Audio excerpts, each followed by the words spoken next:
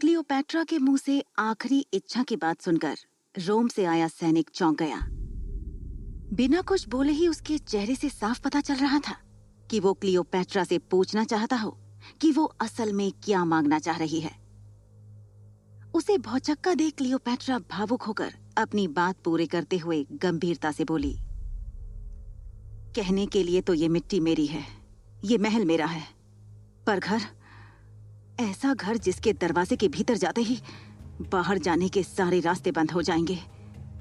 खुली हवा में सांस लेना तो दूर, झरोखे से झांकना भी दूभर कर दिया जाएगा। उसे भला मैं घर कैसे कहूं? मेरा घर तो वो है जहां मेरी दाई मां आंगन में मेरी राह देख रही होंगी।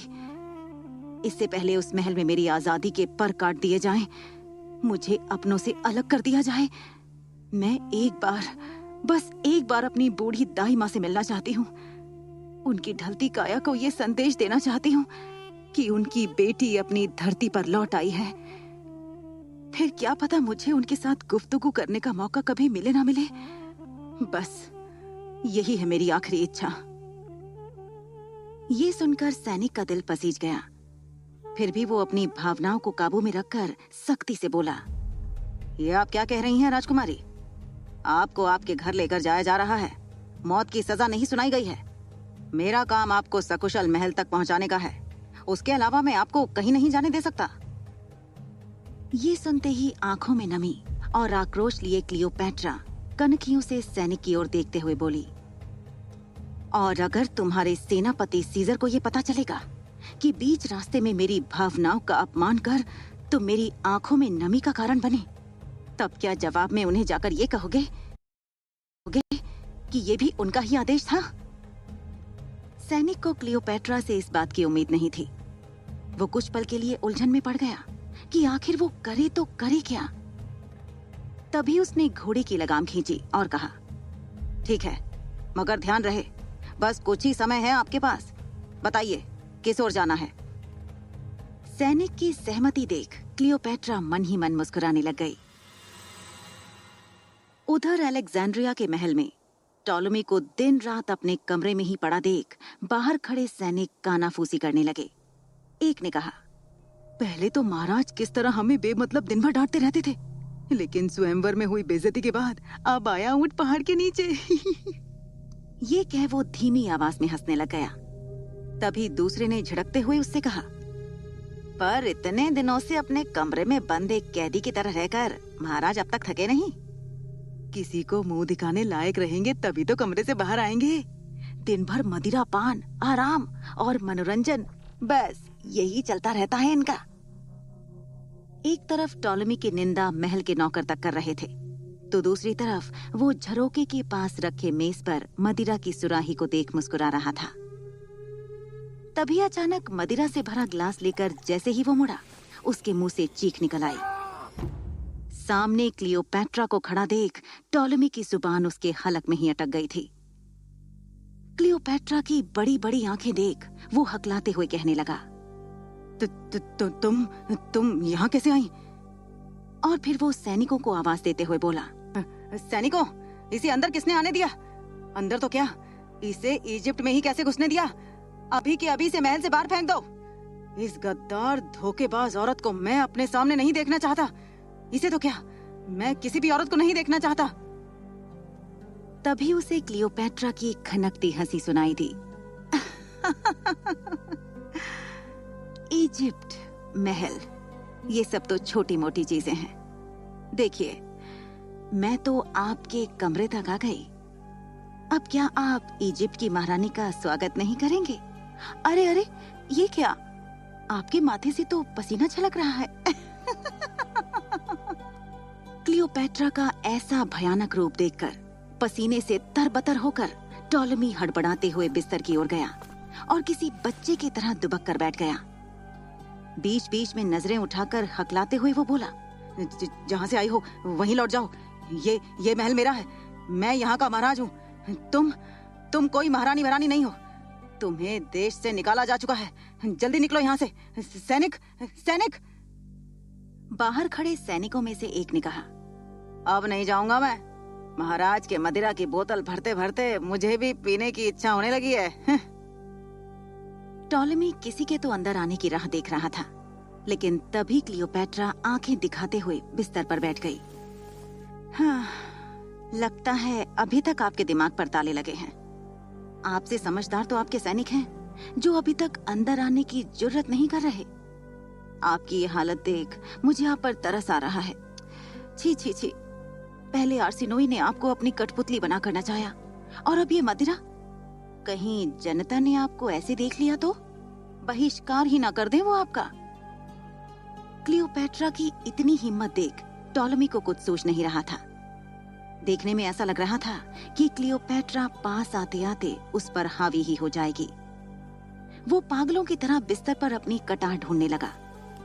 जैसे ही तकिए के नीचे रखा चाकू उठाकर वो मुड़ा तो कमरे में किसी को ना देख सकपका गया।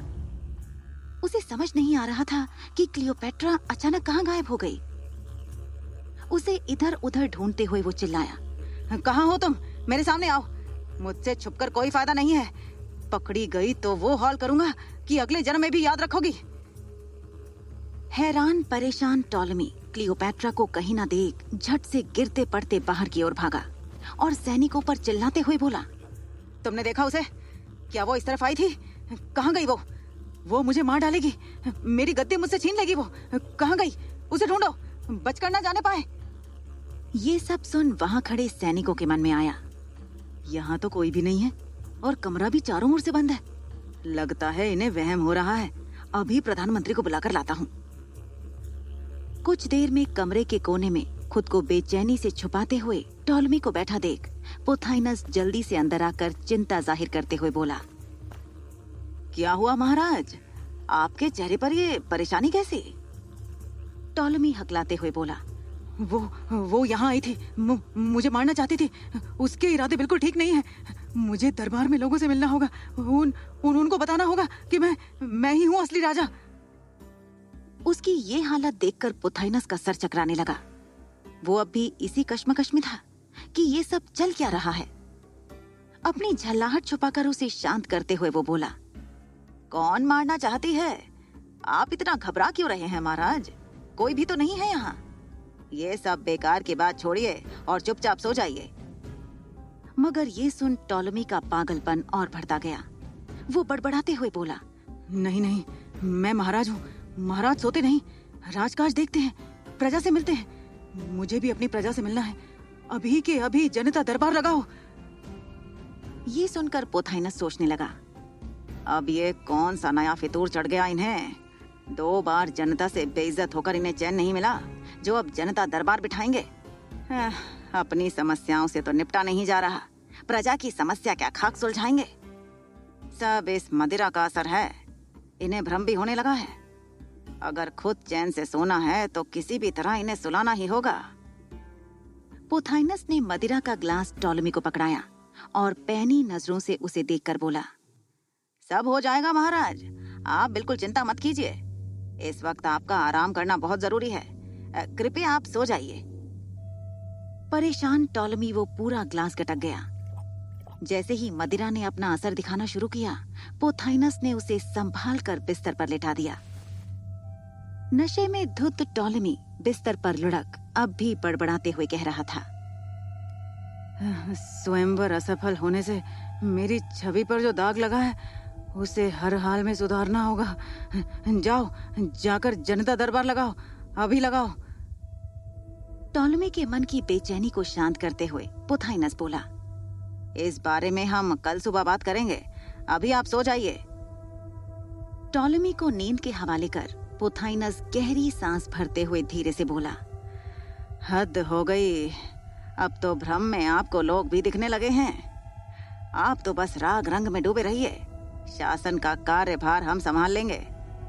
कल सुबह तक आपके सिर से जनता दरबार का भूत भी उतर चुका होगा। अब तक क्लियोपैट्रा चांदनी रात में इजिप्ट की गलियों से निकलते हुए सैनिक को लेकर सुनसान रास्ते की ओर बढ़ गई। पथरीले रास्तों से होते हुए क्लियोपैट्रा एक संकरी गली में मुड़ी, जिसके दोनों ओर टूटे फूटे घर थे। कुछ आगे जाकर एक ठीक ठाक घर देख सैनिक उस ओर मुड़ा तो क्लियोपैट्रा ने पीछे से उसे टोकते हुए कहा, श्रीमान, उधर कहाँ चल दिए? उन्हें देखते ही उसके चेहरे से गायब रौनक लौट आई। वो सैनिक को रास्ता बताते हुए अपने पीछे पीछे ले जा रही थी। एक घर के पास रुक क्लियोपैट्रा ने दरवाजा खटखटाया। इंसानी हरकत तो दूर, एक पक्षी भी उड़ता ना देख सैनिक आसपास का मुआयना करने लगा। तभी दरवाजा खुलने की आवाज सुन वो मुड़ा तो देखा कि एक बूढ़ी औरत ने दरवाजा खोला, जिसे देख क्लियोपैट्रा दाई मां कहकर उससे लिपट गई।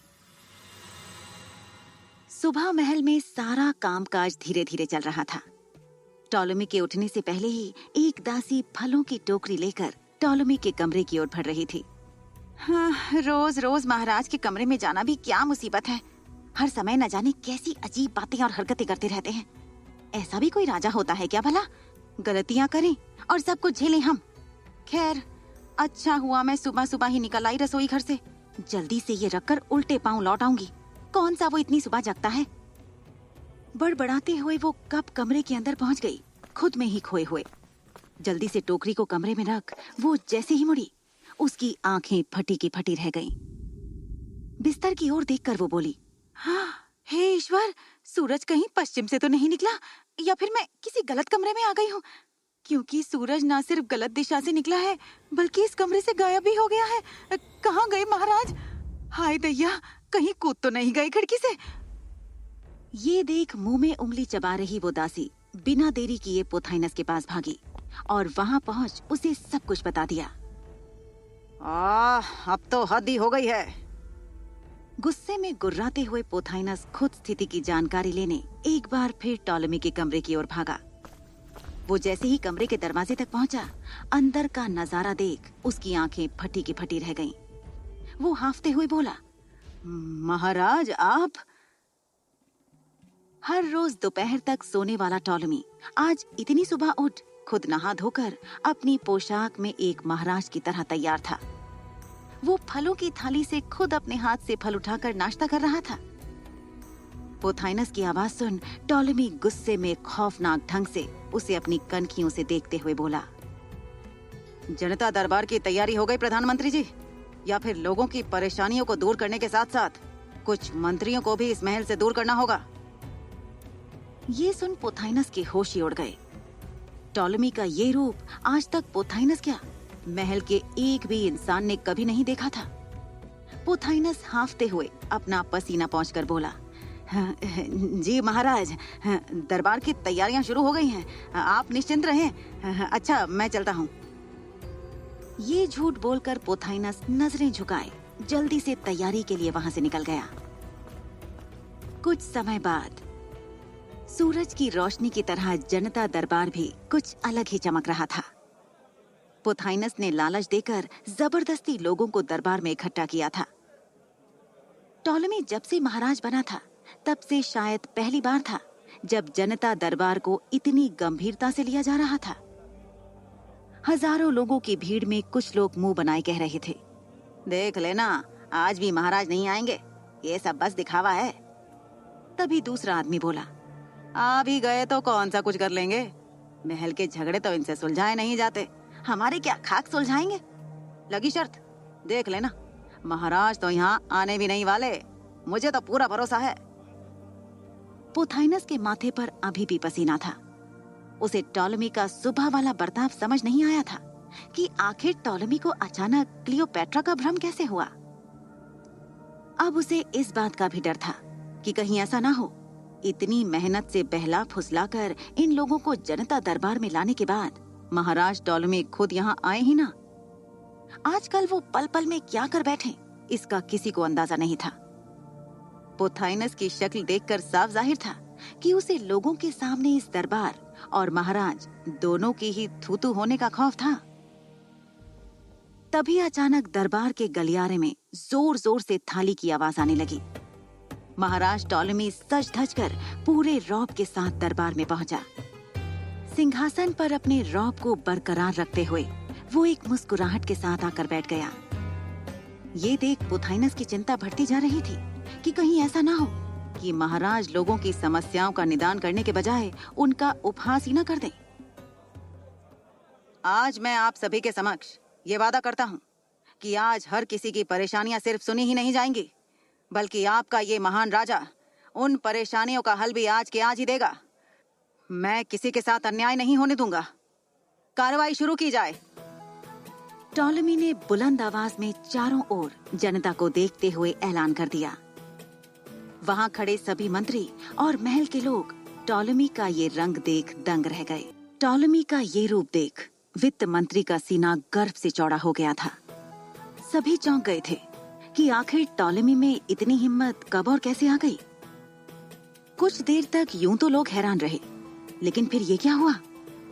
कुछ समय बीत गया था, पर फिर भी दरबार में सन्नाटा छाया रहा। एक भी आदमी और औरत अपनी फरियाद रखने आगे नहीं आया। ये देख पोथाइनस ने अपने माथे पर जोर से हाथ दे मारा। वो सोचने लगा, हे ईश्वर, ये कैसी गलती कर दी मैंने। मैं तो भूल ही गया कि लोगों को इकट्ठा करना तो आसान है, लेकिन उनसे उनकी परेशानियां कैसे उगलवाई जाएं, ये तो मैंने सोचा ही नहीं। अब ना जाने आगे क्या होगा। हजारों की भीड़ में सभी के चेहरे से निराशा और नाउम्मीदी की भावना झलक रही थी। सभी सर झुकाए लंबी सांसें भरते हुए एक दूसरे को इधर उधर देख ही रहे थे कि तभी उनके बीच से एक साधारण सी महिला चेहरे को दुशाले से ढक अपनी कमर को सहारा देते हुए आगे आकर बोली, मैं बहुत परेशान हूँ महाराज। बड़ी आशा से अपनी फरियाद लेकर आई हूँ। आप मुझे न्याय देंगे ना महाराज? सभी लोग इस औरत को ध्यान से देखने लगे। उसे फरियाद सुनाते देख पोथाइनस की तो सांस में सांस आ गई। चलो, अच्छा है कोई तो आगे आया। दुशाला ओढ़े वो औरत मंच के नजदीक आई और रोते हुए बोली, ईश्वर ने आपको अपनी जगह इस सिंहासन पर बैठा हम सबके पास भेजा है। आपके वादे को सुन मैं खुद को रोक नहीं पाई मालिक। अब आप ही मुझे न्याय दिलाएंगे, आप ही मेरी रक्षा करेंगे। ये सुन टॉलेमी के दिमाग में आया, यही मौका है लोगों को ये दिखाने का कि मैं ही इनका न्यायाधीश हूँ। इसकी मदद कर मैं खुद पर लगे दाग पाक साफ बन जाऊंगा। फिर हो सकता है आर्सिनोई भी मुझसे माफी मांग महल वापस आ जाए। ये सोच वो उस महिला से बुलंद आवाज में बोला, जरूर, मुझे ईश्वर नहीं भेजा है। तुम्हें परेशान होने की जरूरत नहीं। बताओ क्या समस्या है? इतना सुन उस औरत ने आंसू पोंछे और सुबकते हुए अपनी परेशानी बयां करने लगी। कुछ दिनों पहले मेरे घर के एक पालतू चूहे की मौत हो गई। घर के सब लोग उसकी मौत से हैरान थे। किसी को कुछ खबर नहीं कि ये सब कैसे हुआ, और फिर अचानक इसका इल्जाम मेरे सिर मढ़ दिया गया और बिना मेरा पक्ष सुने मुझे मेरे ही घर से निकाल दिया गया। चूहे की मौत की बात सुन पोथाइनस ने एक बार फिर माथे पर अपना हाथ मार लिया। न जाने इस देश का क्या होगा। सारे महत्वपूर्ण काम छोड़कर जहाँ का राजा अपनी जनता के चूहे बिल्ली वाले मसले सुलझाने लगे, वहाँ का ईश्वर ही मालिक है। अजीब धर्म संकट है ये। ना तो मैं यहाँ से जा ही सकता हूँ और न ही इस बेवकूफी का हिस्सा ही बन सकता हूँ। पर टॉलेमी हैरानी से उस औरत की बात में दिलचस्पी दिखाते हुए पूछने लगा, ये क्या बात हुई? तुम पर शक करने की कोई तो वजह रही होगी। वजह थी महाराज। मेरे एक पुराने रोग के इलाज के लिए वैद्य जी की दी हुई औषधि उस मरे हुए चूहे के पास से बरामद हुई। इसलिए सबने ये मान लिया कि उसे मैंने मारा है। जनता भी ऐसी बातों को सुन मन ही मन हंस रही थी। पर टॉलेमी ने उस महिला से आगे पूछताछ की, क्या इसका कोई गवाह है जो ये बोल सके कि ये काम तुमने किया? वो औरत अपने आंसू पोंछ गिड़गिड़ाते हुए बोली, जी हुजूर, हमारे घर के तोते ने इस बात की गवाही दी और उसके बाद जो हुआ वो आपके सामने है। मुझे बेघर कर दिया गया महाराज। मैं चीखती रही, चिल्लाती रही, लेकिन किसी ने मेरी बात नहीं सुनी। बेघर किए जाने की बात सुन जो जनता अभी तक उसकी बात पर हंस रही थी, अब उसी जनता की आंखों में आंसू आ गए। टॉलेमी झुंझलाते हुए बोला, ऐसा कैसे हो सकता है? भला किसी तोते की गवाही को आधार बनाकर किसी को सजा कैसे सुनाई जा सकती है? वो तोता किसी और की जुबानी भी तो बोल सकता है। ऐसा भी तो हो सकता है कि ये काम किसी दूसरे ने किया हो। तोते को क्या बोलना है और क्या नहीं, उसे रटाया भी तो जा सकता है। टॉलेमी की बातों के समर्थन में वित्त मंत्री बोला, आप सही कह रहे हैं महाराज। हो सकता है सबको उलझाकर असली गुनहगार अब भी छिपता फिर रहा हो, या खुलेआम ऐसे घूम रहा हो जैसे उसने कुछ किया ही नहीं। उसे पकड़ना बेहद जरूरी है। टॉलेमी की छाती ये देखकर गर्व से फूल गई कि उसकी बातों को सब खामोशी से ध्यान लगाकर सुन रहे थे। प्रजा की नजरों में अपना सम्मान बनाए रखने के लिए टॉलेमी ने ऐलान किया, मैं इस दुखियारी औरत को न्याय जरूर दिलाऊंगा। किसी और के किए की सजा भला इसको क्यों मिले? मेरा हुक्म है कि इसके घर के तोते को दरबार में हाजिर किया जाए। ये बोलते वक्त उसकी नजरें पोथाइनस को ढूंढ रही थीं, पर पोथाइनस उसे वहां कहीं नहीं दिखा। इधर दरबार में मौजूद सैनिकों का दल जैसे ही टॉलेमी की आज्ञा का पालन करने वहां से जाने को मुड़ा कि तभी दुशाला पहने वो औरत न जाने किधर से भीड़ में खड़ी एक लड़की और एक आदमी को घसीटते हुए लेकर आई और उसके गले पर एक चाकू रखते हुए बोली, ये बताएगी कि वो तोता कहाँ है और कब अपना मुंह खोलेगा महाराज। आज उस तोते को सबके सामने आकर अपने मुंह से सच उगलना ही होगा। ये कहते हुए औरत ने उस लड़की के गले पे चाकू और जोर से लगा दिया। पूरी जनता चौंक गई। सब डरे हुए उस महिला को देख रहे थे। टॉलेमी तो उठकर खड़ा हो गया और घूरकर वहां हो रहे तमाशे की गंभीरता को देखते हुए उस औरत को बंदी बनाने के लिए आने वाले सैनिकों को इशारे से रोक दिया। वो अपनी सांसों को संभालते हुए उस औरत से बोला, कौन हो तुम और ये क्या कर रही हो? देखो, ऐसा मत करो, इस लड़की को छोड़ दो। इस लड़की को छोड़ दूंगी तो तोता अपनी जुबान कैसे खोलेगा मालिक? आप जानते नहीं अपने ही घर से दूर रहने में कितनी तकलीफ होती है। मुझे न्याय के लिए ऐसा करना पड़ रहा है महाराज। मुझे माफ कर दीजिए, मेरे पास अब इसके अलावा और कोई चारा नहीं रह गया है। मुझे तोते से सच बुलवाना ही होगा। वो महिला गिड़गिड़ाते रोते अपनी बात टॉलेमी के सामने रखने लगी। टॉलेमी आगे कुछ कहता उससे पहले ही वो औरत उस भीड़ के बगल में खड़े एक वैद्य को धमकाते हुए बोली, ए सुनो, अगर अपनी इस दिलरुबा की जान बचाना चाहते हो तो जो ये पूछे उसका सच सच जवाब दो। और इसी के साथ नकाब वाली लड़की ने कांपते हुए पूछना शुरू किया, सबको सच सच बताओ कि महाराज ओलिटस की मृत्यु का सच तुम्हें किसने बताया और उनका असली हत्यारा कौन था? ये सुन वहां खड़ा हर एक व्यक्ति दंग रह गया था। वो वैद्य आंखों में प्यार और लाचारी लिए उस लड़की को बस देखे ही जा रहा था। उसे समझ नहीं आ रहा था कि इस वक्त उसकी प्रेमिका चाकू की नोक पर मौत का तांडव देख रही है। ऐसे में वो उसे बचाए कैसे और सच भी कैसे बोल दे? दुशाले के पीछे छुपी उस अनजान औरत की यह हरकत देखकर टॉलेमी गुस्से में बोला, कौन हो तुम? तुम्हारी जुर्रत कैसे हुई हमारे वैद्य पर इस तरह इल्जाम लगाने की? और ये लड़की कौन है? ये क्या बिगाड़ा है इसने तुम्हारा? वो औरत अपना दुशाला उतारते हुए बुलंद आवाज में बोली, ये वही तोता है जिसने दूसरे की सिखाई बात बोलकर एक निर्दोष को गद्दार साबित कर दिया।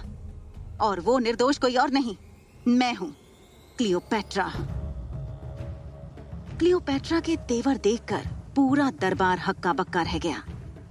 टॉलेमी की सांसें ऊपर नीचे होने लगी। अभी तक एक सदमे से लोग बाहर भी नहीं निकले थे कि देखते ही देखते क्लियोपेट्रा ने अपनी पहचान बता दूसरा झटका भी सबको दे ही दिया था। क्लियोपेट्रा का ये ऐलान सुनकर सब ऐसे चुप थे जैसे सबको सांप सूंघ गया हो।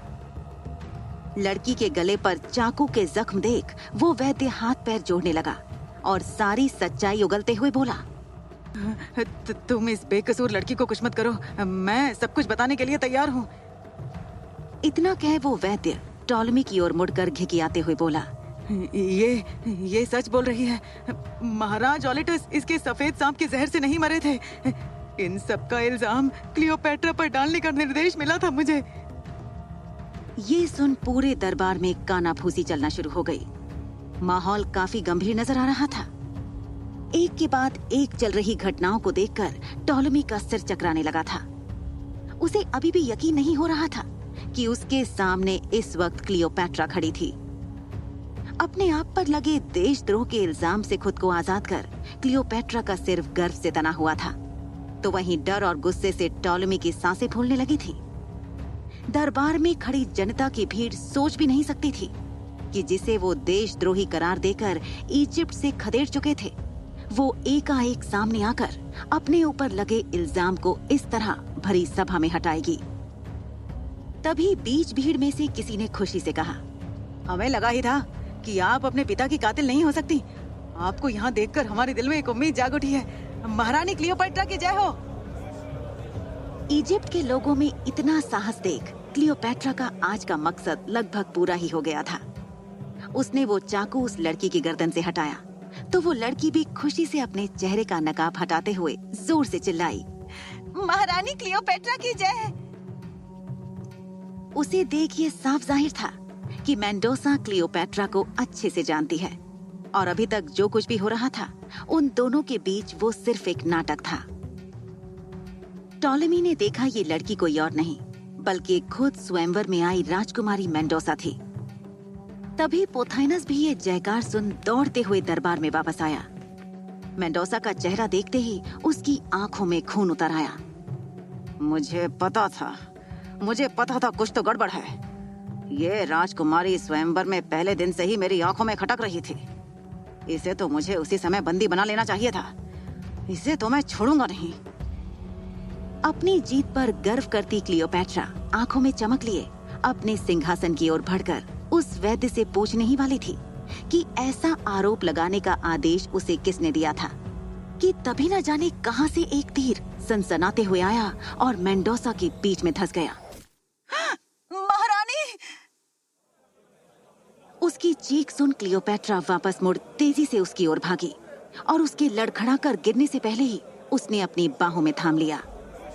उसकी पीठ में लगे तीर को देख क्लियोपेट्रा ने गुस्से में अपनी नजरें चारों ओर घुमाई और फिर कोई न दिखने पर उसे हौसला दिलाते हुए कहने लगी, तुम इस तरह ये मैदान छोड़कर नहीं जा सकती। आंखें खोलो मेंडोसा, तुम्हारे जैसी बहादुर योद्धा की मौत इस तरह नहीं लिखी है। मेंडोसा की आंखें दर्द के मारे बंद हुई जा रही थीं। क्लियोपेट्रा के हाथ उसके खून से सन चुके थे। उसने देखा तीर काफी गहराई तक मेंडोसा के पीठ पर जख्म बना चुका है। क्लियोपेट्रा गुस्से से चीखती हुई बोली, सैनिकों, जाओ ढूंढ कर लाओ उस हत्यारे को जिसने ये घिनौनी हरकत की है। देखो वो बचकर भागने न पाए।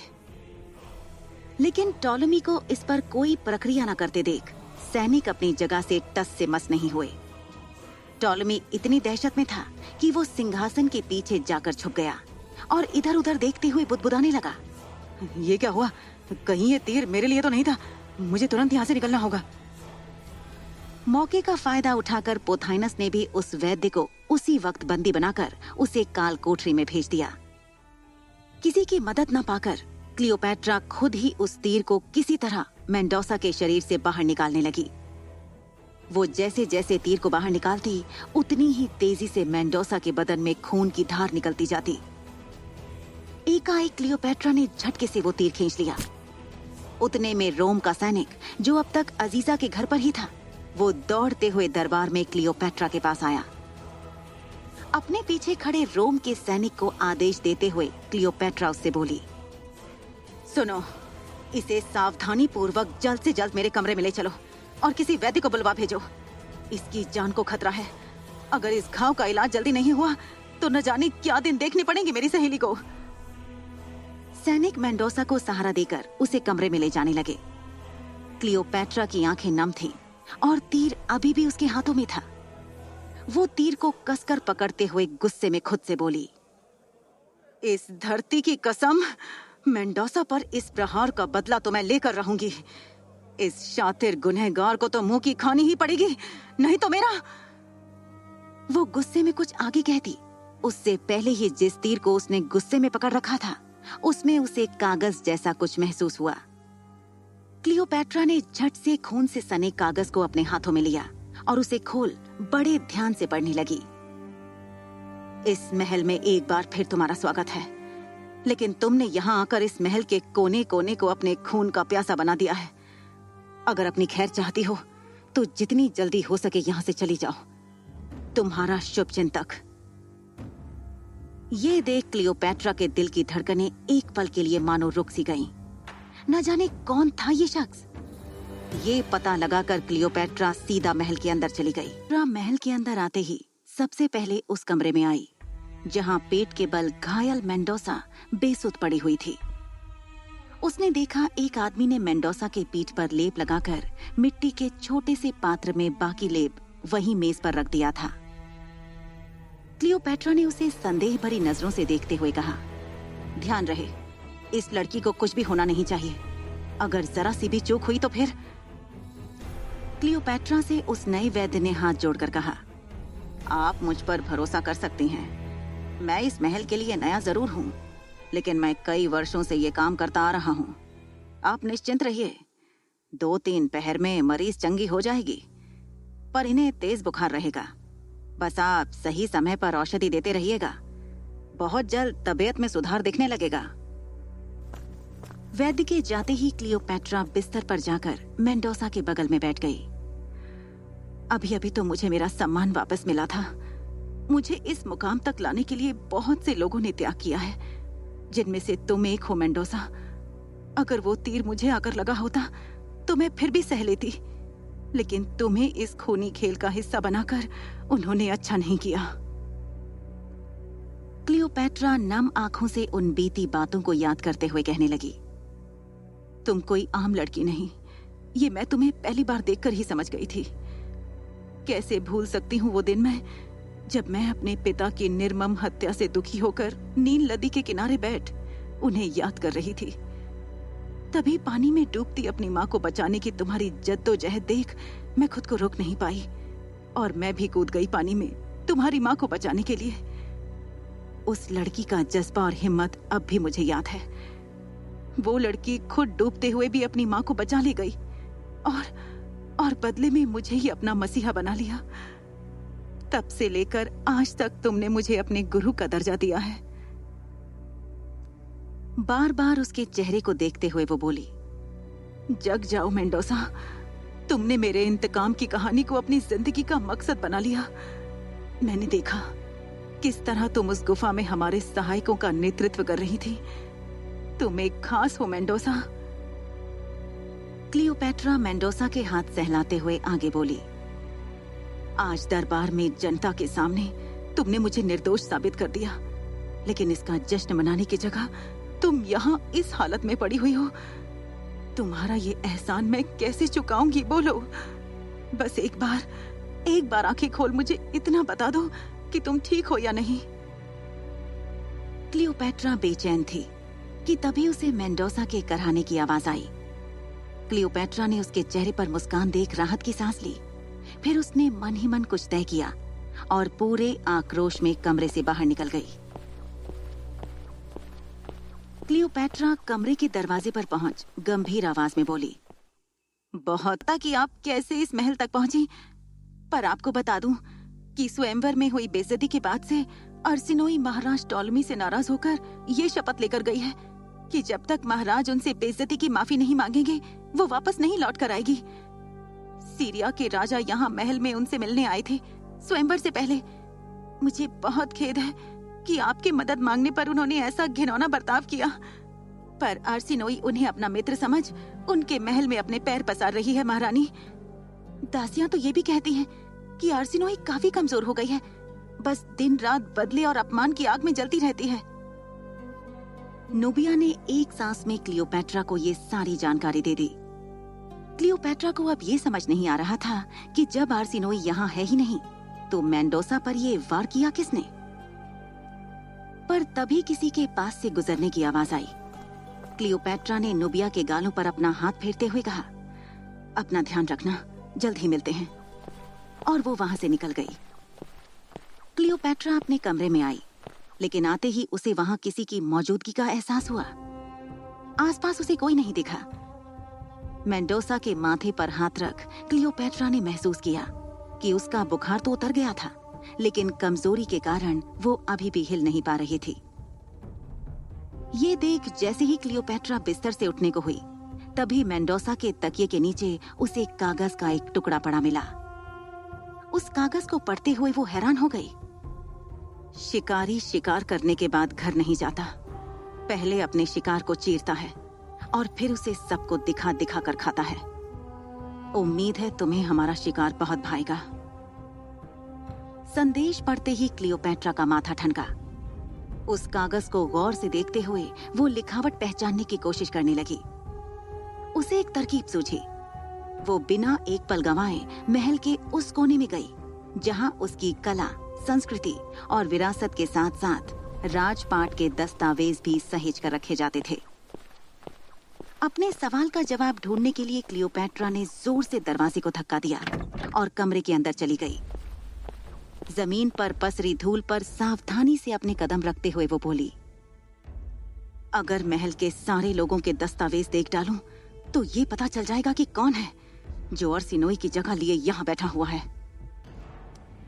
वो संभलती हुई उस जगह पहुंची जहां लकड़ी की अलमारी में एक विशेष लेप लगाकर सारे दस्तावेज रखे गए थे।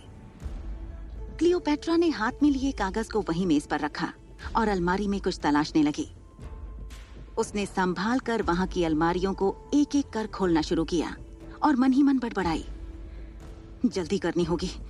अगर किसी की भी नजर इस कमरे के दरवाजे पर गई तो उस दुश्मन को मुझे फंसाने का एक और मौका मिल जाएगा।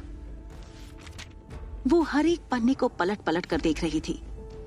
तभी उसे एक किताब मिली जिसमें महल के लोगों की लिखावटें दर्ज थीं। क्लियोपैट्रा को थोड़ी उम्मीद जगी। अब ज्यादा वक्त नहीं लगेगा ढूंढने में। चलो देखते हैं कौन है जिसे ये पहेलियां इतनी पसंद हैं।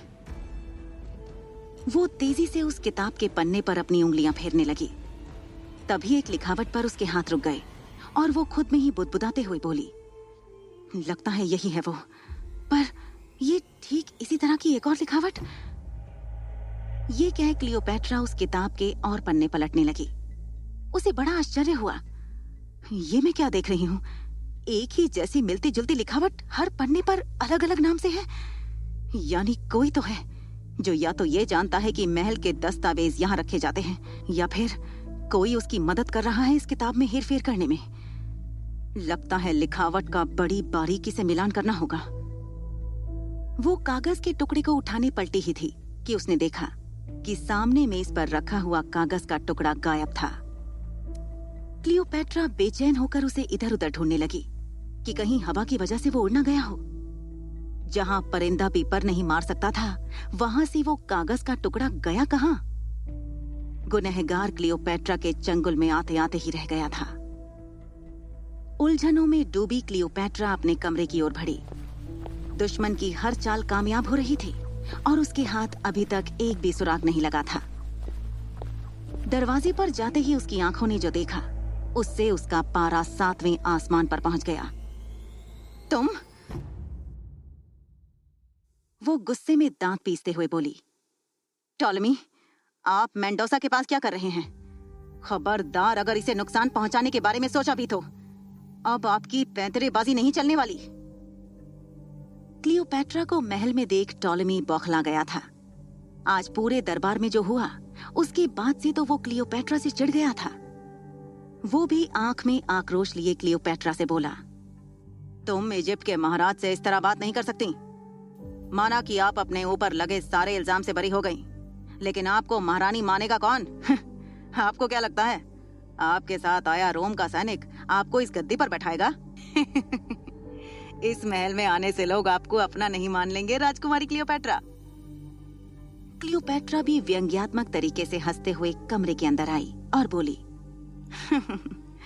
आपने देखा नहीं, जिस जनता ने मुझे कसूरवार मानकर मुझसे मुंह फेर लिया था, उसी जनता ने मेरी बेगुनाही का सबूत देख मुझे सर आंखों पर बैठा लिया। महाराज नाम के नहीं, काम के हो तो अच्छा लगता है। इस वक्त तो ये महिला घायल भी आपसे ज्यादा ताकतवर है। टॉलमी पलटवार करते हुए कहने लगा, पर इतनी ताकतवर नहीं है कि इजिप्ट के महाराज को सिंहासन से हिला दे। और भला मरे हुए को कौन मारने आएगा? मैं यहाँ से गुजर रहा था तो देखा कि इस लड़की के शरीर में कुछ हरकत हुई, इसलिए देखने चला आया कि इसकी कितनी सांसें बाकी हैं। क्लियोपैट्रा ने मेंडोसा की हालत पर एक नजर डाली और सोचने लगी, ये तो अभी वैसे ही लेटी है जैसा मैं देख कर गई थी। और फिर टेढ़ी नजरों से टॉलमी की ओर देखने लगी। तभी अचानक मेंडोसा के कराहने की आवाज आई। क्लियोपैट्रा चौंकते हुए मुड़ी तो देखा कि मेंडोसा बिस्तर के बगल में रखी मेज की ओर अपना हाथ बढ़ा रही थी। वहां रखे मिट्टी के एक बर्तन पर जैसे ही उसकी नजर पड़ी, वो सहम गई और बड़बड़ाते हुए कहने लगी, ये बर्तन यहाँ किसने रखा? वैद्य ने तो किसी और बर्तन में औषधि बनाकर रखी थी। यानी अचानक क्लियोपैट्रा के चेहरे के भाव बदल गए। वो टॉलेमी की ओर मुड़ी और संदेह भरी नजर से देखते हुए सोचने लगी, हो ना हो ये इसी का काम है। इस महल ने इसे शातिर बना दिया है। टॉलेमी को समझ आने लगा था कि क्लियोपैट्रा को उस पर संदेह हो रहा है।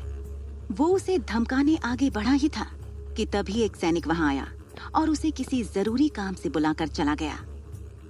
जाते जाते टॉलेमी क्लियोपैट्रा से गुस्से से बोला, शुक्र मनाओ कि मेरी वजह से लोग आपको भी पूछ रहे हैं। इतना कह टॉलेमी बड़े बड़े कदम भरता हुआ वहां से चला गया। टॉलेमी के जाते ही क्लियोपैट्रा का ध्यान उस पर गया तो वो फट से उसके नजदीक जाकर बोली, तुम ठीक हो मेंडोसा? क्या चाहिए तुम्हें? क्या कहीं तकलीफ हो रही है? मैं हूं ना तुम्हारे पास। क्लियोपैट्रा को इतना चिंतित देख मेंडोसा ने पलकें झपकाकर अपने ठीक होने का इशारा किया और फिर पास रखे पानी के घड़े की ओर इशारा करने लगी। ये देख क्लियोपैट्रा मेंडोसा के लिए पानी लाने के लिए उस घड़े की ओर बढ़ी। तभी आह की आवाज के साथ वो वहीं जमीन पर गिर पड़ी। उसने अपने पैर की ओर देखा तो पता चला कि उसके पैर में एक अजीब सा दिखने वाला कांटा चुभ गया था, जिससे धीरे धीरे खून निकल रहा था।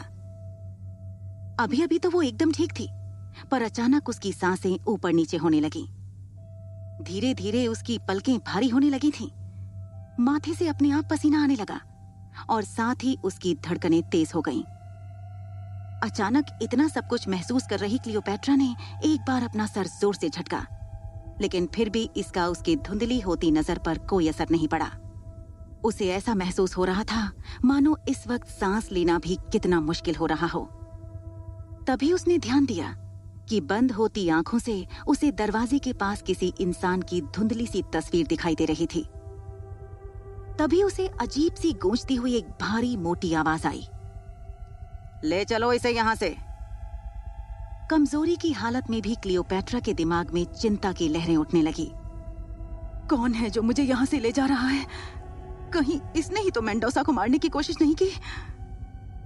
ये सोच जैसे ही वो अपने मुंह से कुछ पूछने को हुई, बेहोश क्लियोपैट्रा को न जाने कौन उठा ले गया था और वो चाहकर भी कुछ नहीं कर पाई।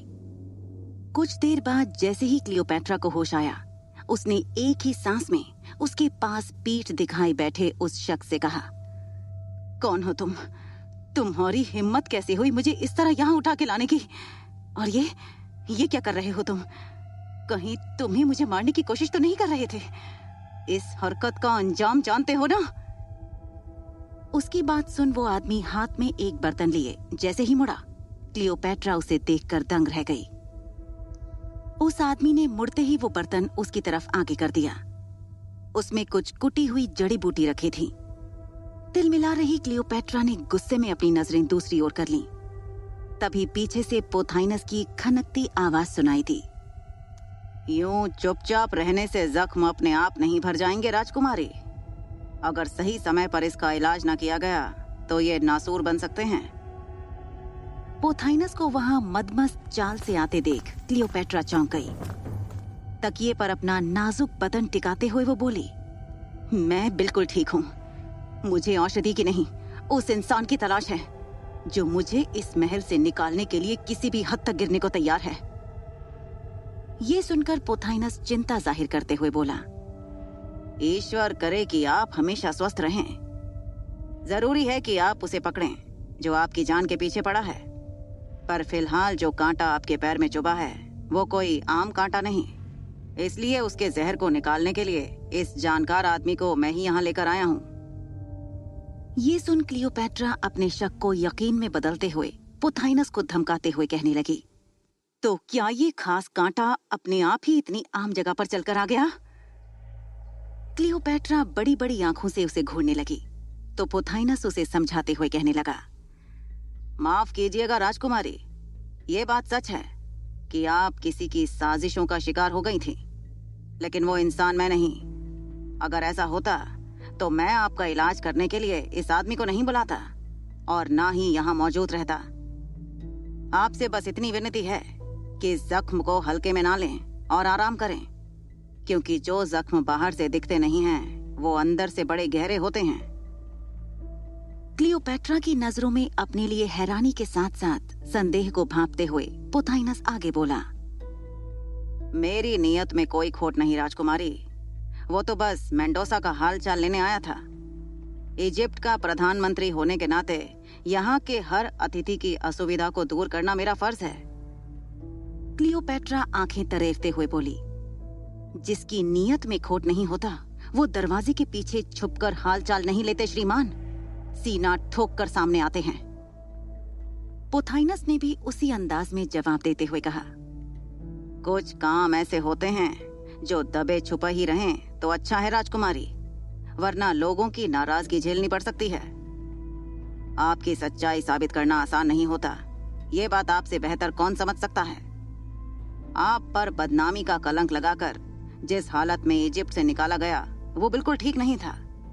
मुझे खेद है कि सबकी आंखों के सामने ये हुआ और वे बेजान मूर्ति की तरह ये सब होते देखते रहे। पोथाइनस को उसी की भाषा में समझाने के लिए क्लियोपेट्रा ने बिस्तर पर लेटी मेंडोसा के पास रखे औषधि के बर्तन की ओर इशारा करते हुए गंभीरता से कहा, आप में और इस बर्तन में कोई अंतर नहीं है। देखने में ये औषधि का बर्तन है, लेकिन क्या आप जानते हैं कि इसके भीतर रखे जहर से जीवन मिलता नहीं, खत्म हो जाता है।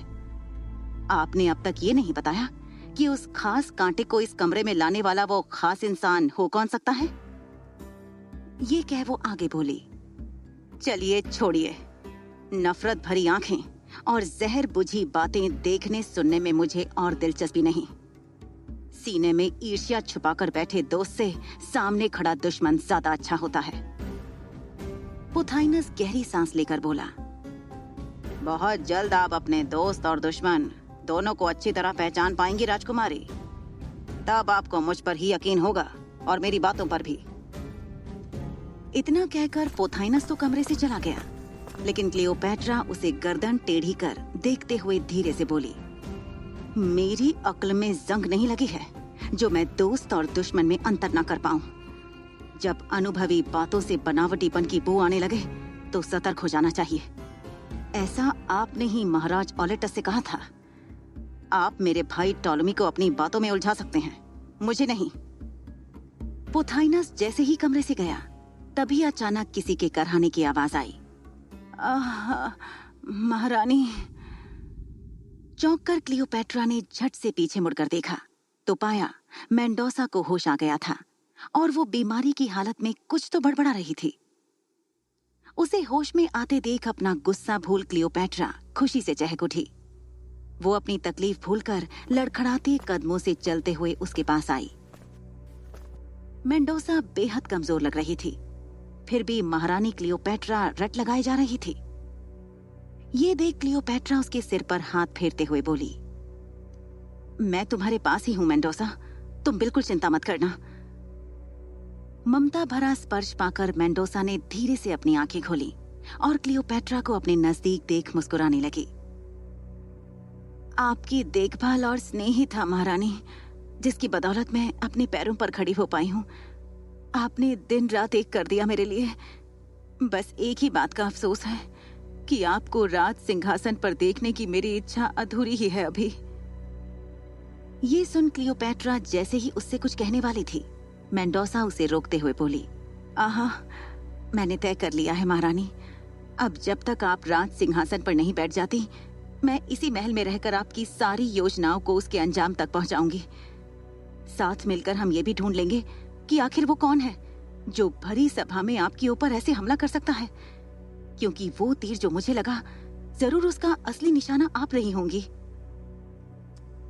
ये सुन क्लियोपेट्रा थोड़ा उदास हो गई और बोली, दरअसल मेंडोसा, मैंने तय किया है कि अब तुम मेरे साथ इस महल में नहीं रुक सकती। ये सुन मेंडोसा के होश उड़ गए। ये आप क्या कह रही हैं महारानी? ये तो तय नहीं हुआ था हमारे बीच। हम तो मिलकर आपके दुश्मन को चकमा देने वाले थे। आप इस तरह मुझे खुद से अलग नहीं कर सकती। क्लियोपेट्रा ने उसके कंधे पर हाथ रखते हुए कहा, मेंडोसा, बात समझने की कोशिश करो। मुझे पता चला है अरसिनोई इस महल में नहीं है। उसके साथ या पीछे कोई तो है जो हर तरह से उसकी मदद कर रहा है। देखा नहीं, उसे हमारे आने की भनक पहले से ही थी। वो जो कोई भी है, शातिर है। मैं तुम्हें एक बार घायल होते देख चुकी हूँ, फिर नहीं देख सकती। उसका कोई भरोसा नहीं, वो कब किस पर हमला कर दे। अगर इस वक्त तुम मेरी मदद करना चाहती हो तो यहाँ से दूर चली जाओ। इससे मुझे सिर्फ सुकून से लड़ने का हौसला ही नहीं, बल्कि एक और वजह भी मिलेगी। मेंडोसा उसकी बात तो समझ रही थी, लेकिन अभी भी उसका दिल क्लियोपैट्रा को छोड़कर जाने का नहीं कर रहा था। इसी बीच क्लियोपैट्रा की हरकतों में अचानक एक तेजी आ गई। वो झरोके के पास खड़ी होकर एक पक्षी की आवाज निकालने लगी और फिर मेंडोसा के पास आकर बोली, कुछ ही पलों में मेरे साथ आया रोम का सैनिक यहाँ आ जाएगा। महल आने से पहले मैं अजीजा के घर गई थी, जहाँ मैंने उसके खाने में नींद की दवा मिलाकर उसे बेहोश कर दिया। वो रात भर सोता रहा और मैं यहाँ आ गई ताकि जनता दरबार में आकर मैं खुद को निर्दोष साबित करने की योजना आगे बढ़ा सकूं। ये आदमी ही अब तुम्हें सुरक्षित यहाँ से निकाल सकता है। क्लियोपैट्रा के चेहरे पर चिंता देख मेंडोसा बोली, मैं आपको यहाँ अकेले नहीं छोड़ सकती। इस बात का क्या सबूत कि जो तीर मुझे लगा वो आपके लिए नहीं चलाया गया था? वो आगे कुछ बोलती, इससे पहले ही उनके कमरे के दरवाजे पर रोम का वो रोमन सैनिक आकर सर झुकाए खड़ा हो गया। क्लियोपैट्रा उसे आदेश देते हुए बोली, अब सर झुकाने से क्या होगा? इतने हट्टे कट्टे होने के बावजूद किसी को इतनी नींद कैसे आती है भला? ध्यान से देखते हुए तुम हमारे साथ समय से चले होते तो आज ये खून खराबा नहीं होता। अब गलती तुमसे हुई है तो उसे ठीक भी तुम ही करोगे। जैसा मैं कहती हूँ वैसा करो। सबसे छुपते छुपाते मेंडोसा को इस महल से आज रात ही बाहर निकालना है और सुरक्षित उसके राज्य पहुंचा कर आना है। ये सारी जिम्मेदारी तुम्हारी है और इस बार कोई गलती नहीं होनी चाहिए। उसके इतना कहने पर वो सैनिक हड़बड़ाते हुए बोला, बिल्कुल राजकुमारी, मैं इन्हें सुरक्षित इस महल से निकलवा दूंगा, आप निश्चिंत रहें। इसी के साथ क्लियोपैट्रा ने मेंडोसा को गले लगाकर उसे अलविदा कहा और मेंडोसा और सैनिक दोनों ही अपने चेहरे पर नकाब डाल वहां से निकल गए। उनके जाते ही क्लियोपैट्रा जैसे ही भावुक हो उस कमरे की खिड़की के पास जाने को हुई, तभी अचानक उसे एक बार फिर वैसी ही परछाई दरवाजे के बाहर झट से जाती दिखी। ये देख क्लियोपैट्रा चिल्लाई, कौन है वहां? कौन है? वो जल्दी से दरवाजे तक पहुंची, लेकिन उसे वहां कोई नहीं दिखा। बेचैन क्लियोपैट्रा को समझ नहीं आ रहा था कि वो आखिर अब क्या करे। यहाँ तो कोई भी नहीं है। आखिर ये है कौन जो इस तरह मेरा पीछा कर रहा है? हो ना हो, इन सब में कहीं ना कहीं पोथाइनस का हाथ जरूर है। मेरा पूरा ध्यान अब इसी पर टिका रहने वाला है। अगले दिन क्लियोपैट्रा लोगों से छुपते छुपाते सोच रही थी। पोथाइनस को लगा होगा कि उसकी छल्लेदार बातों ने मुझ पर अपना जादू चला दिया, लेकिन वो ये नहीं जानता कि क्लियोपैट्रा अपनी परछाई पर भी यकीन नहीं करती, तो उसकी क्या औकात है। तभी राजभवन की ओर जाने वाले गलियारे में पोथाइनस एक सैनिक के साथ दिखा और क्लियोपैट्रा ने झट से खुद को एक खंबे के पीछे छुपा लिया। हो ना हो, ये वही है जिसे पोथाइनस ने मेरे पीछे लगा रखा है और अब सारी जानकारियां इससे निकलवा रहा है।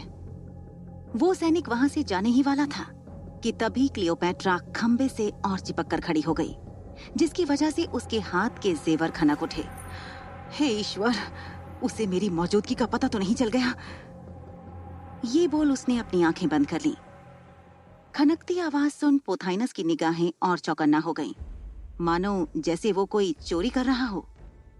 थोड़ा इधर उधर देखने के बाद गलियारे के एक ओर से पोथाइनस अपने कमरे की ओर निकल गया और उसके जाते ही क्लियोपैट्रा भी दबे पैर वहां से रवाना हो गई।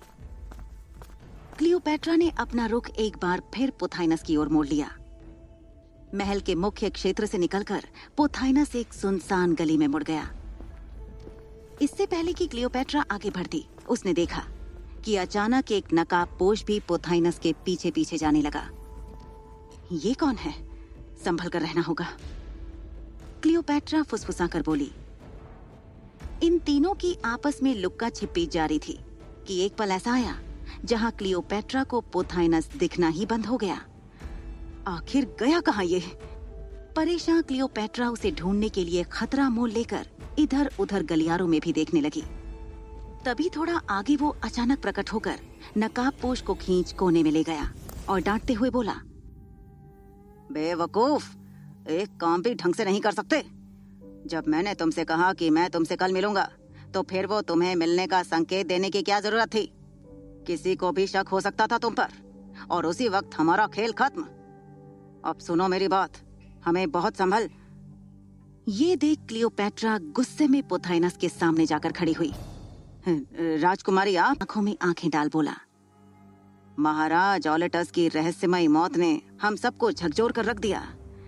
यहाँ तक कि महल की दरों दीवारों ने भी उनकी मृत्यु पर खामोशी की चादर ओढ़ रखी है। मैंने इतने दिनों से इस बात को अपने भीतर छुपा कर रखा था, लेकिन अब समय आ गया है कि मैं ये बात आपको बताऊं। साफ साफ बोलिए प्रधानमंत्री जी, क्लियोपैट्रा ने भारी आवाज में उससे कहा। पोथाइनस थोड़ा हिचकिचाते हुए बोला, वो आखिरी शख्स जो महाराज ऑलेटस की मौत से। दस्तक सुन पोथाइनस और क्लियोपैट्रा दरवाजे की ओर देखने लगे।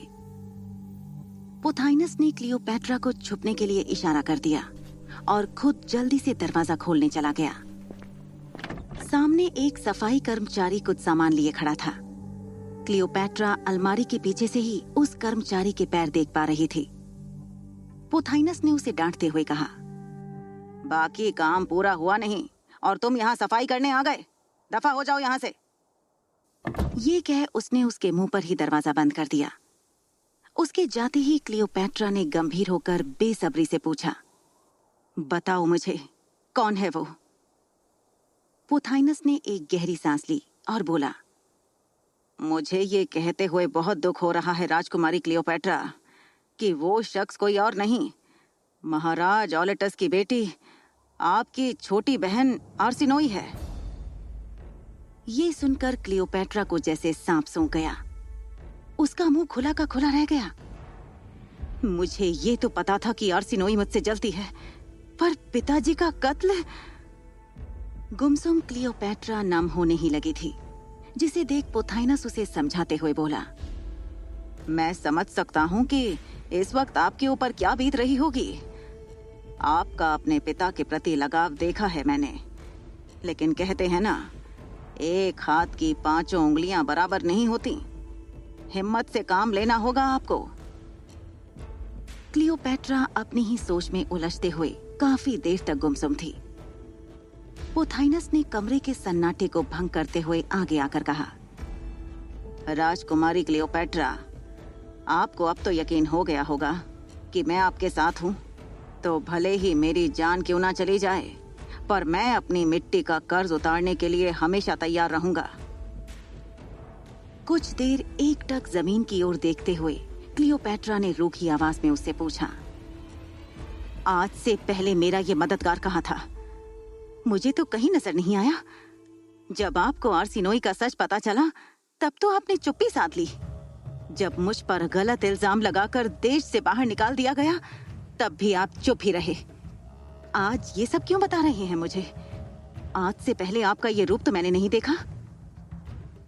क्लियोपैट्रा की बातों ने पोथाइनस को शर्मिंदा कर दिया था। पोथाइनस सिर झुकाकर बोला, मुझे अपनी गलती का पछतावा हो रहा है। उस समय मेरी आंखों के सामने जो सबूत रखे गए, उन्हें सच मानकर मैंने आपको गुनहगार समझ लिया। राजकुमारी आर्सिनोई ने मुझे कुछ सोचने समझने की हालत में छोड़ा ही कहां। चुपचाप पोथाइनस की बात सुन क्लियोपैट्रा ने सवालिया नजरों से उससे पूछा, आर्सिनोई की अनुपस्थिति में मुझे ये सब सच बताना, कहीं आपको ऐसा तो नहीं लग रहा कि मैं आपकी इन चिकनी चुपड़ी बातों में आ जाऊंगी? पोथाइनस हाथ पीछे बांध चहलकदमी करते हुए बोला, नहीं राजकुमारी, अब मुझे अपने किए पर पछतावा हो रहा है, इसलिए आपको ये सब बताने चला आया। सिंहासन के लिए महारानी की जरूरत देख आर्सिनोई खुद महारानी बनने के ख्वाब सजाने लगी। उसकी इतनी तीव्र इच्छा देख मैं उसके सपने नहीं तोड़ना चाहता था, और महल में चल रही आपको लेकर बातचीत से मेरा मन उखड़ सा गया था। सच बताऊं, आप बुरा नहीं मानिएगा, लेकिन आपको पहली बार समझ पाना बहुत ही मुश्किल है। बचपन से ही आर्सिनोई के चेहरे पर आपको लेकर ईर्ष्या साफ झलकती थी।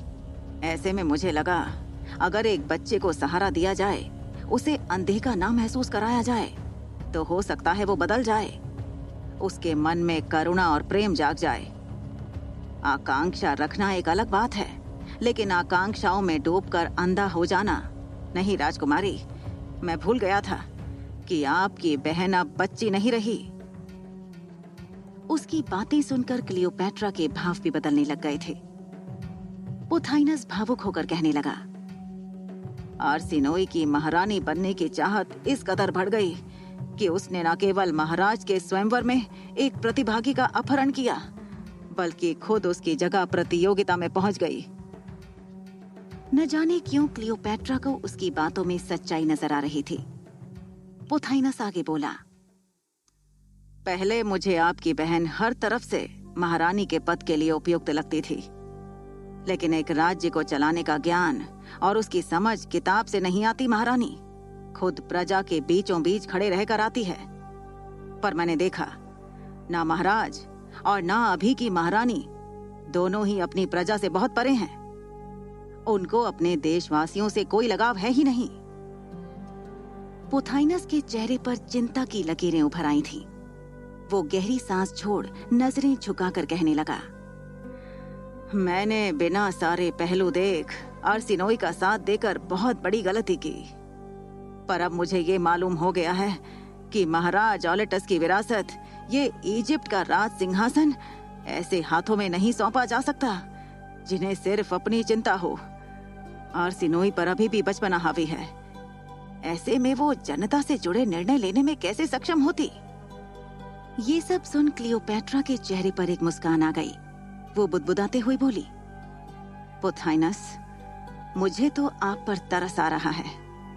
आर्सिनोई के कारनामे सुनकर ये तो बिल्कुल नहीं लगता कि उसमें बुद्धि की कमी होगी।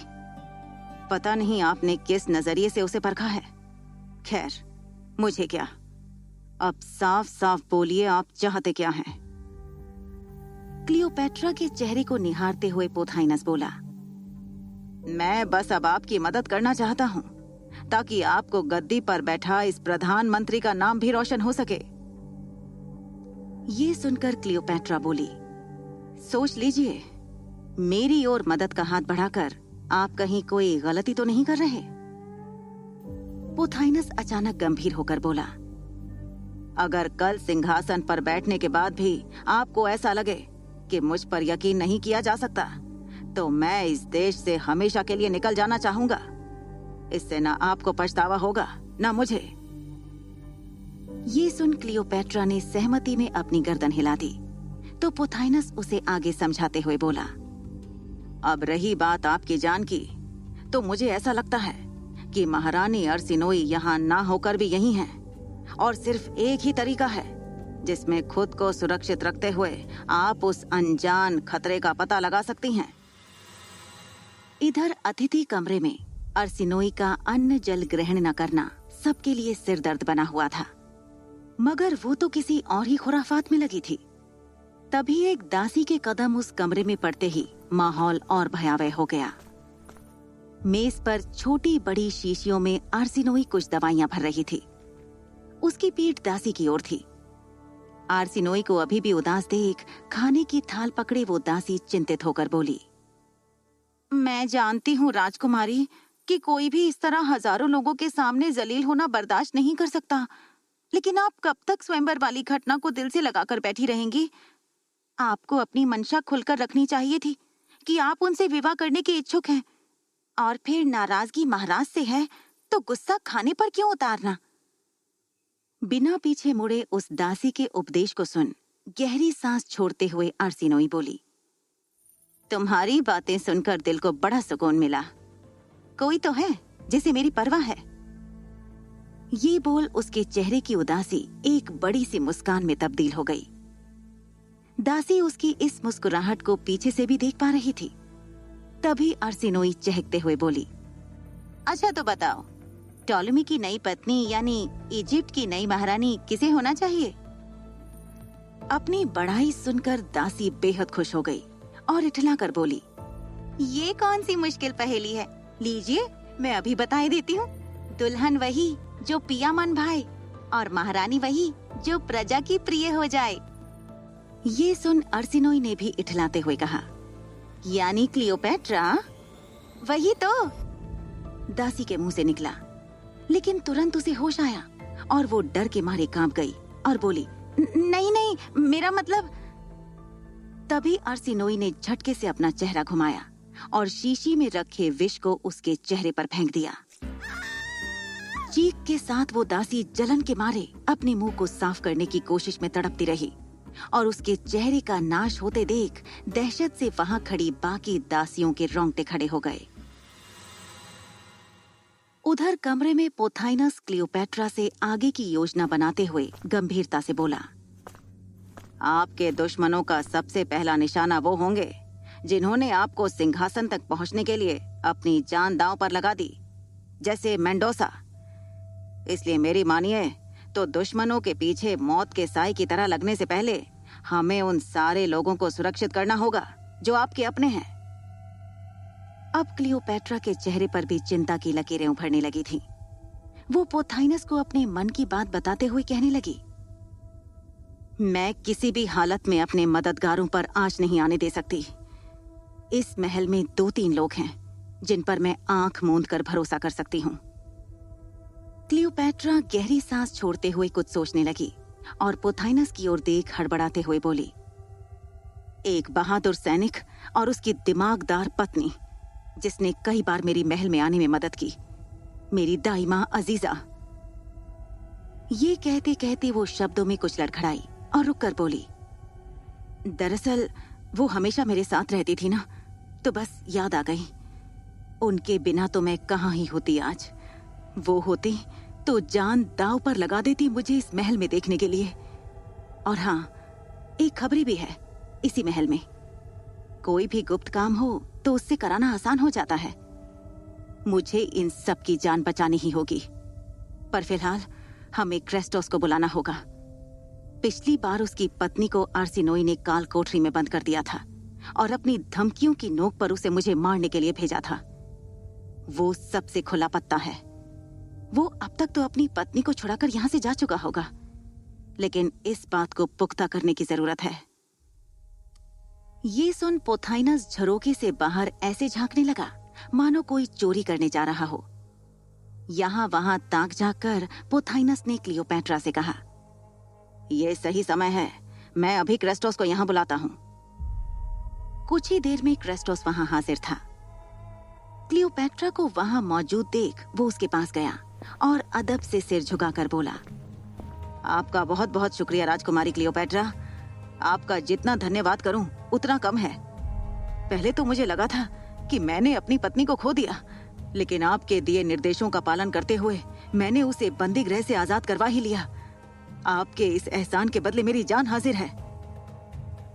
क्लियोपेट्रा ने मुस्कुराते हुए उसके कंधे पर हाथ रखा और उसे उठाकर उससे कहने लगी, ये एहसान नहीं, तुमने भी मेरी जान बचाई। अब हिसाब पूरा हुआ, तो मैं बस तुमसे इतना चाहती हूँ कि अब तुम घर जाओ और सुरक्षित रहो। अगर तुम्हें हल्की सी भी भनक लगे कि अरसिनोई या कोई और तुम्हारे पीछे पड़ा है, तुरंत मुझे खबर भेजना। इस छोटी सी वार्तालाप के साथ क्रेस्टोस वापस अपने घर की ओर लौट गया। उसे खुशी थी कि क्लियोपेट्रा महल में वापस आ गई है। वो घर के दरवाजे पर दस्तक कर लगभग गुनगुनाते हुए घर के अंदर आ रहा था। इजिप्ट में आएगी अब खुशियों की बहार, बच्चा बच्चा देखेगा रंग बिरंगे त्योहार। महारानी क्लियोपेट्रा से लगाएंगे गुहार, वही करेंगी अब हमारा उद्धार। गुनगुनाते हुए जैसे ही उसका ध्यान घर के अंदर खालीपन पर पड़ा, वो हैरान हो गया। उसके बगल में कागज का टुकड़ा रखा हुआ था।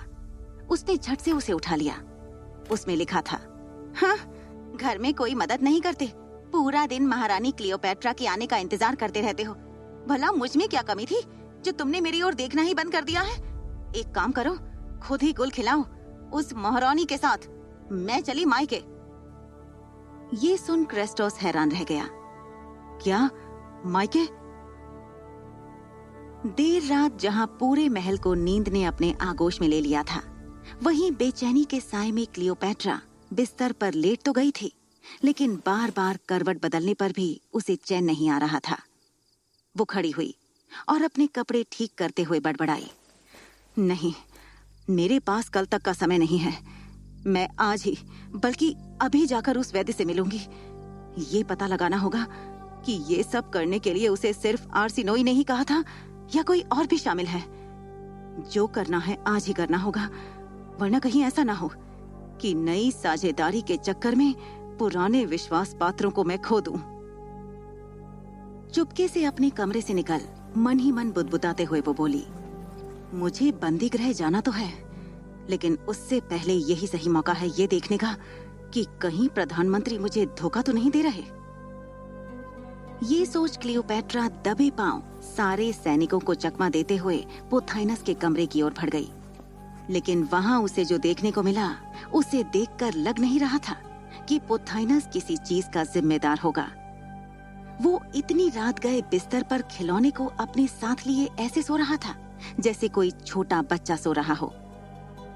उसे देख क्लियोपैट्रा के मुंह से निकला, शरीर बड़ा हो गया लेकिन अक्ल नहीं बड़ी हुई, हद है। कुछ ही देर में नई काल कोठरी के दरवाजे पर क्लियोपैट्रा के कदम पड़े, पर वहां से आती भाप देख क्लियोपैट्रा को कुछ समझ नहीं आया।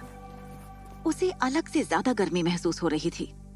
उसे दाल में कुछ तो काला लग रहा था। वो थोड़ा और आगे आई और अपना पसीना पोंछते हुए बोली, ये क्या, यहाँ तो पहरेदार भी नहीं है, कहाँ गए सब?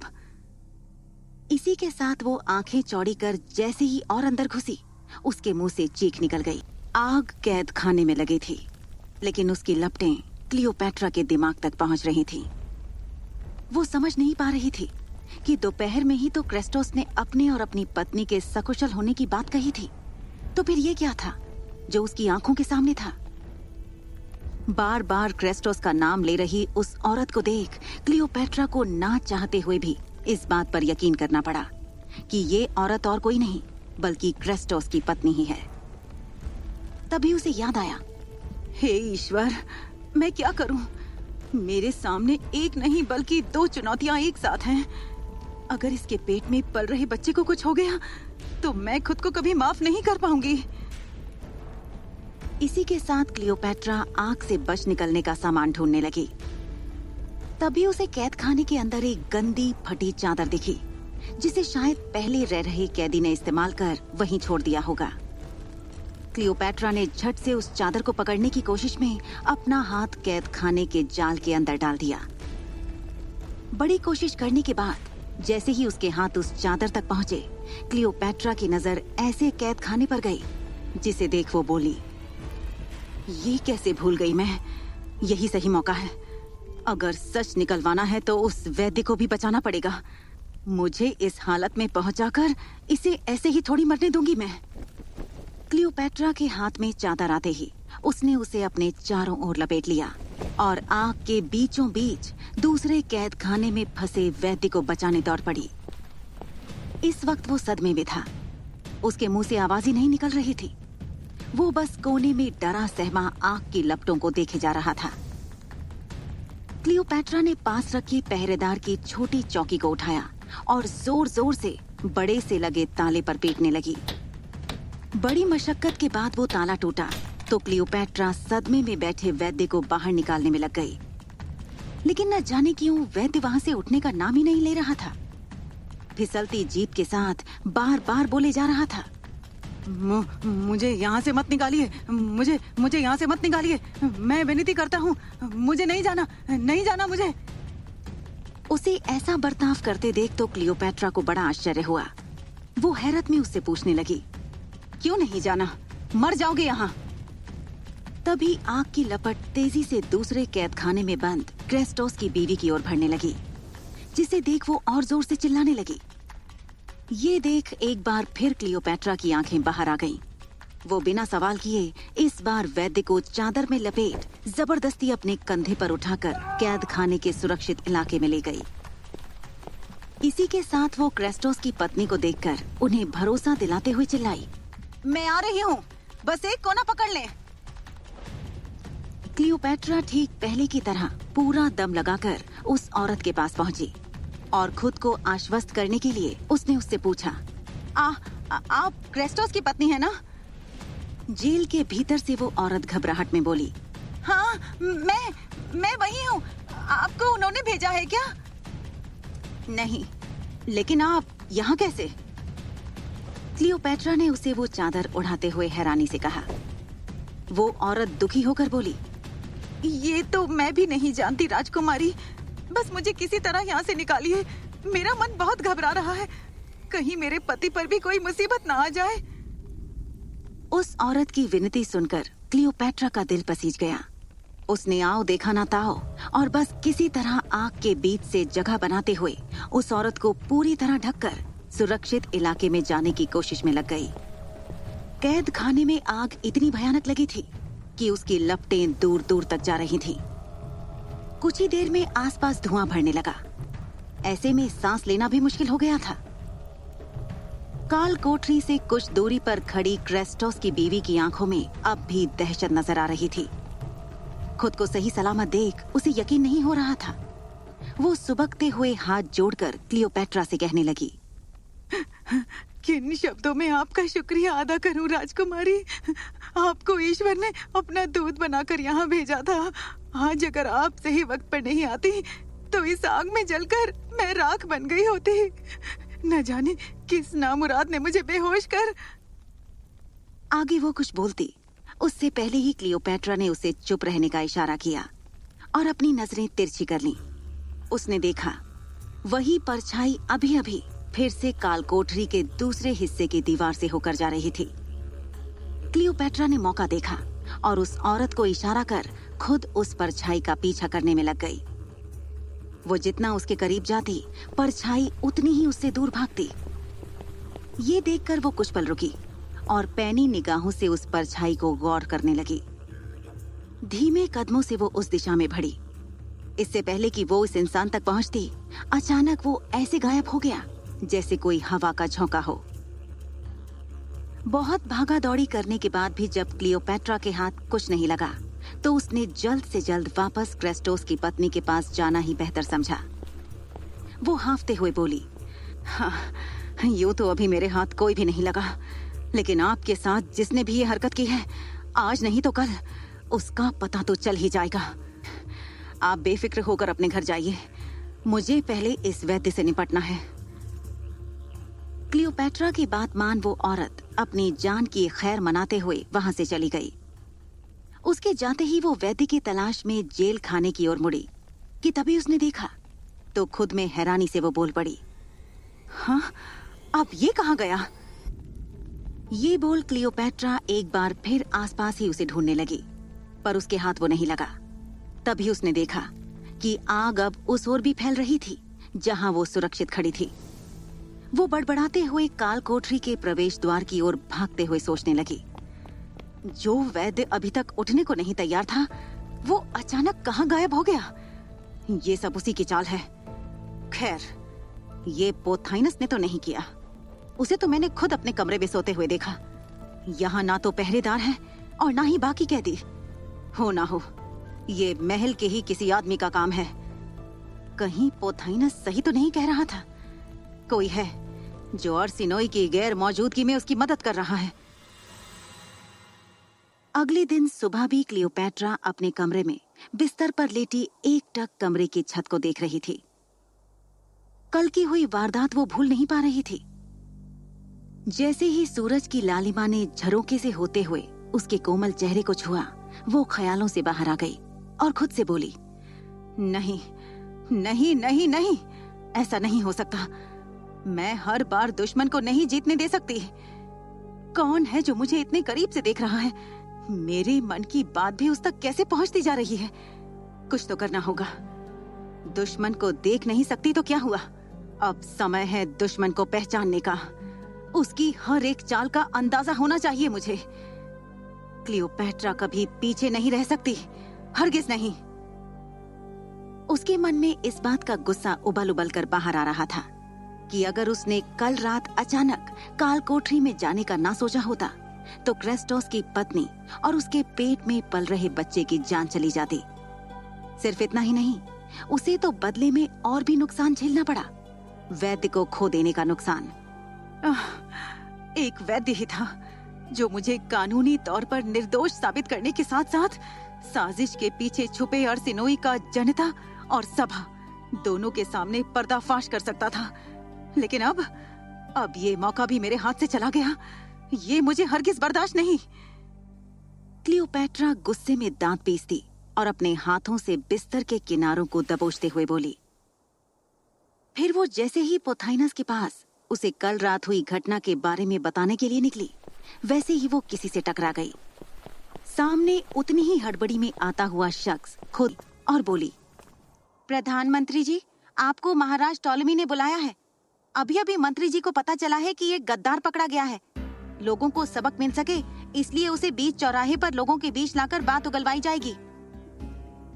दासी की बात सुन क्लियोपैट्रा कुछ सोचने लगी और पोथाइनस से बोली, कहीं ये वही तो नहीं जिसकी हमें तलाश है?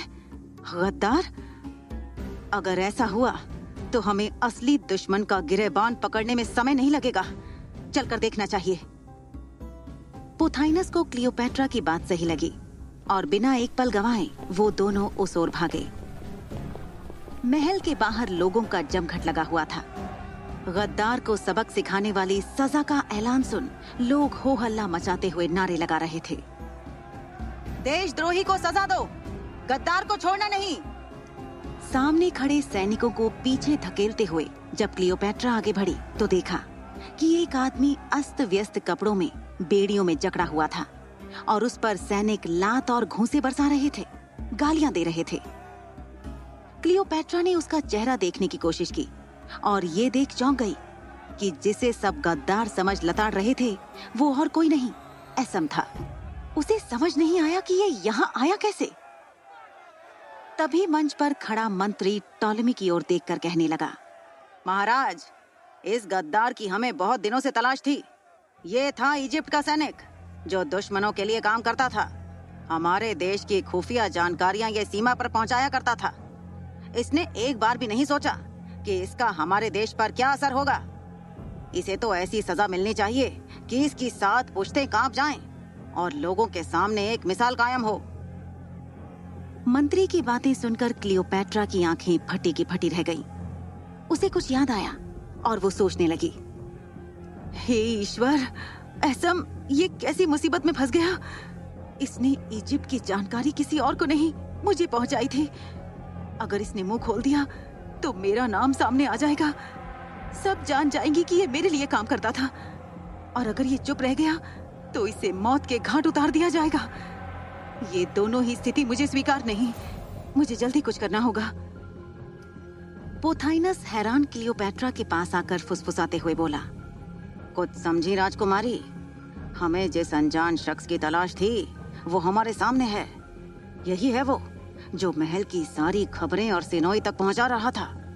कब तक छिपता फिरता, एक ना एक दिन तो पकड़ में आना ही था इसे। अब ये नहीं बचेगा। क्लियोपैट्रा के लिए धर्म संकट की स्थिति पैदा हो गई थी। पोथाइनस की बातों का कुछ जवाब देते नहीं बन रहा था उससे। वो मन ही मन खुद से बातें करने लगी, नहीं नहीं, ऐसा नहीं हो सकता। वो अनजान शख्स एसम, ये संभव नहीं। सोचते हुए क्लियोपैट्रा एक नतीजे पर पहुंची और मन ही मन बोली, एसम वो शख्स है या नहीं, इसका खुलासा पोथाइनस के सामने करना जरूरी तो नहीं। क्यों उसे हर बात बताई जाए। और वैसे भी अब वो वैद्य भी हमारे हाथ से निकल गया। एक वही तो था जो महाराज के सामने मेरे सच और अपने झूठ की गवाही दे सकता था। मुसीबतें हैं कि पीछा छोड़ने का नाम ही नहीं ले रही। ऐसे में मेरे पास इतना समय कहाँ है जो महल के एक एक आदमी को पकड़ूं और कटघरे में खड़ा कर उससे गुनाह कबूल करवाऊं। क्लियोपैट्रा आसपास एक सरसरी निगाह दौड़ाते हुए पोथाइनस से बोली, मेरी बात सुनिए। अब हमारे पास एक ही रास्ता बचता है जो थोड़ा मुश्किल तो है लेकिन हमें मंजिल तक जरूर ले जाएगा। हमें किसी तरह अर्सिनोई से ये कबूल करवाना होगा कि पिताजी महाराज की मौत की जिम्मेदार वही है। एक बात और, मुझे ये कतई नहीं लगता कि अर्सिनोई सीरिया में है। इस बात की तसल्ली करने के लिए मेरे सीरिया जाने का इंतजाम करवा दीजिए। समझ गए ना? बड़े गौर से सुनने के बाद पोथाइनस ने क्लियोपैट्रा को देखा और सहमति में सिर हिला दिया। इधर झूठे आरोपों के चंगुल में फंसे एसएम का हाल बेहाल कर दिया गया था। शाम होने को आई थी, लेकिन उसके मुंह से चू तक नहीं निकली। वो चुप्पी साधे चुपचाप मार सहता गया। उसे दोषी करार देते हुए अगले दिन मौत की सजा का ऐलान कर दिया गया। जैसे ही ये खबर उड़ते उड़ते क्लियोपैट्रा के कानों तक पहुंची, उसके चेहरे पर परेशानियों के बादल मंडराने लगे। कल से पहले उसे एसएम की बेगुनाही का सबूत ढूंढकर उसे निर्दोष साबित करना होगा, नहीं तो वो सूली पर चढ़ा दिया जाएगा। क्लियोपैट्रा अजीब कश्मकश में थी कि एक ओर मुझे अपने मददगार एसएम की जान बचानी है, तो वहीं दूसरी ओर अर्सेनोई की मौजूदगी का पता भी लगाना है। एक ही साथ ये कैसे कर पाऊंगी?